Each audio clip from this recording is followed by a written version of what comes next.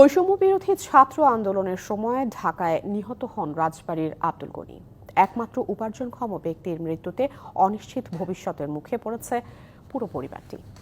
অর্থাভাবে কলেজে ভর্তি হতে পারেনি গনির বড় ছেলে। দুই সন্তানের ভরণ পোষণ আর পড়াশোনা নিয়ে অথৈ সাগরে পড়েছে গনির স্ত্রী।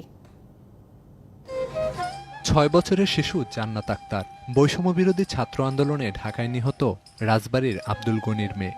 শিশুটি জানে না তার বাবা আর ফিরবে না কোনোদিন। বাবার জন্য অপেক্ষায় থাকা শিশুটি মাঝে মাঝে কেঁদে ওঠে।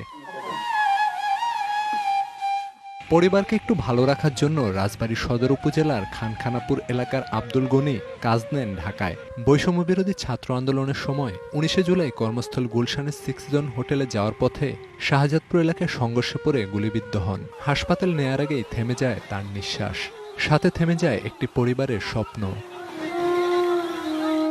আব্দুল গনিকে হারিয়ে দিশেহারা পরিবার। এবার এসএসসি পাশ করলেও অর্থাভাবে কলেজে ভর্তি হতে পারেনি গনির বড় ছেলে আলামিন শেখ। বাবার কথা বলতে গিয়ে অসহায়ত্ব ফুটে উঠল তার কণ্ঠে। অসহায়ত্ব ফুটে উঠল গনির স্ত্রীর কথায়। ছেলে মেয়ে কিভাবে খাওয়াবো, মানুষ করব, ওদের কি ভবিষ্যৎ হবে, আমার নিজের ভবিষ্যৎ কি হবে, আমি কিছুই জানি না। এখন সরকার থেকে যদি আমার সাহায্য সহযোগিতা করে, আমার বাড়ি এসে দেখে। বাবা ছাড়া তো অসহায় লাগে। বাবার অভাব কি কেউ পূরণ করতে পারে? প্রতিদিন ২-৩ বার করে ফোন দিয়ে খোঁজ খবর নিত। সানবিট সব দিবে সামাল। সানবিট ম্যাজিক প্রেস ডিশওয়াশিং এর মাথা ঘোরানো সলিউশন। এখন সে নাম্বার থেকে আর একবারও কল আসে না। আন্দোলনের শহীদ ও আহতদের যেন দ্রুত সহায়তা দেয়া হয় সেই দাবি বৈষম্য বিরোধী ছাত্র আন্দোলনের শিক্ষার্থীদের। হাজবেন্ডকে হারিয়ে ফেলেছেন, পরিবারটা একসময় সচ্ছল ছিল, এখন অসচ্ছল হয়ে গিয়েছে, অভাব অনটন হয়ে গিয়েছে। আমরা চাই এটা দ্রুত, আমাদের যে দায়িত্বশীলরা আছেন এরা দ্রুত যেন এই কার্যক্রমটা সারে।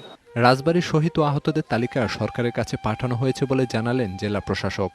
যারা শহীদ হয়েছে তাদের তালিকা আমরা করেছি। পূর্ণাঙ্গ তালিকা পাওয়ার পর তারা এই বিষয়ে পরবর্তী সিদ্ধান্ত গ্রহণ করবে।